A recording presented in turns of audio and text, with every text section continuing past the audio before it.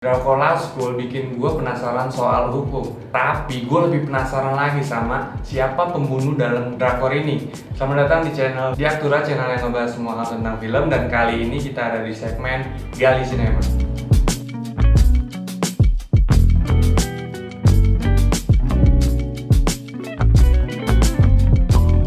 Nah, kali ini gue mau ngomongin soal teori dari Drakor Law School yang gue sama tim temuin, dan juga ada pendapat-pendapat lain yang ada di sosial media. Dari sekian banyaknya karakter yang muncul di Drakor Law School, kita bisa mencurigai sekitar 5-6 orang yang mungkin punya hubungan ataupun dendam sama Profesor Seo. Dan 5 orang ini yang punya kemungkinan paling besar bahwa dia adalah pelakunya. Yang pertama, gue curigain Seo Ji-ho. Waktu itu, Seo Ji-ho bilang ke polisi kalau dia cuma masuk untuk melihat korban dan keluar lagi. Itu kebukti dari pengambilan shoot yang sepatunya Seo Ji-ho ini deket dengan korban, yaitu Pak Seo. Terus juga Seo Ji-ho ini melakukan hal yang mencurigakan, kayak misalnya pas waktu para polisi ini melakukan investigasi terhadap Profesor Seo, dia itu menghapus sebuah folder yang kita tahu isinya itu apa. Isi foldernya itu mengenai Profesor Seo. Kayaknya ya, Seo Ji-ho ini punya dendam pribadi dengan Profesor Seo.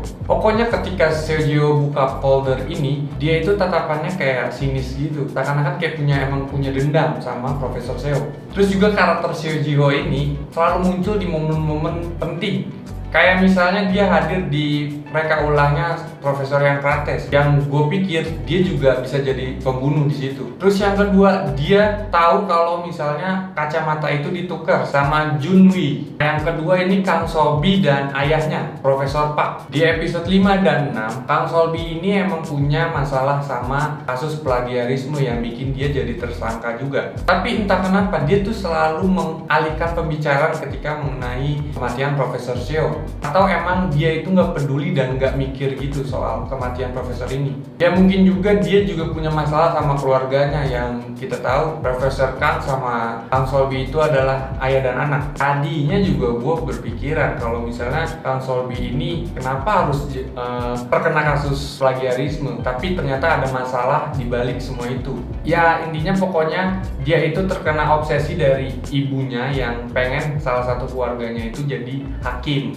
Selanjutnya, gua dari awal selalu mencurigakan sosok ini, yaitu karakter Seung Jae. Gak tau kenapa ya, dia itu yang paling tenang di kasus ini. Padahal latar belakangnya itu kedokteran, tapi entah kenapa dia masuk ke jurusan fakultas hukum. Apa mungkin karakter Seung Jae ini pengen ngebales dendam, atau dia mungkin merasakan ketidakadilan di masa lalu? Juga nggak tahu. Pokoknya sosok Seung Jae ini benar-benar mencurigakan banget buat gua. Apalagi ketika dia itu berantem sama Lee Man Ho, itu emosinya langsung meledak-meledak di situ. Biasanya dia kan orang yang kalem. Terus juga pas si Seung Ji-ho ini mengambil laptop, itu disorot banget. Gue tahu sih alasan Seung Ji-ho ini mengambil laptopnya Sol Kang-bi itu ya karena dia mau meneliti kasusnya plagiarisme yang dilakukan sama si Kang Solbi. Sebenarnya gue juga agak heran kenapa dia mengincar laptopnya Profesor ya, tapi pas dia tahu kalau misalnya laptopnya itu ketukar sama laptopnya Kang Solbi, gue baru sadar kalau misalnya dia itu mencari kasus dari plagiarisme yang dilakukan Kang Solbi.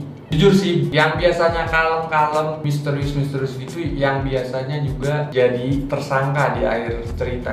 Dan yang terakhir, Jun Ye-sul. Sejauh ini karakter yang paling gue curigain banget. Soalnya sepanjang gue nonton film-film misteri kayak gini, sering banget gue nemuin kalau tersangkanya itu nggak pernah sama sekali dikasih unjuk kecurigaannya kepada penonton. Palingan cuma kisi-kisi aja yang bener-bener nggak sama sekali nunjukin kalau dia itu sebagai pembunuhnya. Kayak misalnya dia yang pertama kali nemuin mayatnya Profesor Seo. Bisa juga kan dia jadi tersangka di sini.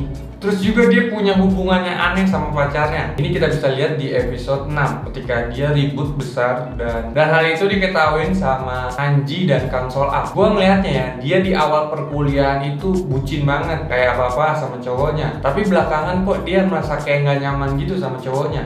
Nah, usut punya usut, pacarnya Yoseol ini adalah ketua dari anggota komite di Universitas Hanguk. Dan dia juga yang ngasih tanah ke Profesor Seo.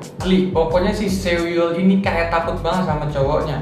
Udah gitu dia sering kali pakai kacamata hitam, padahal nggak ada momen-momen apapun di situ.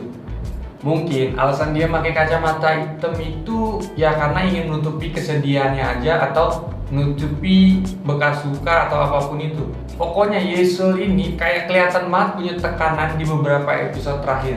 Jadi kemungkinan banget kalau misalnya dia juga bisa jadi tersangka di kasus ini. Nah, segitu aja dulu teori dari drama Law School ini. Dan kalau misalnya kalian punya teori lain, kalian bisa banget tulis di kolom komentar biar gue juga bisa dapat insight dari kalian. Dan kalau kalian suka sama video kayak gini, kalian bisa like dan subscribe channel kita di channel Diatura. Dan jangan lupa buat nyalain lonceng notifikasi dan nantikan konten Gali Sinema berikutnya. Bye.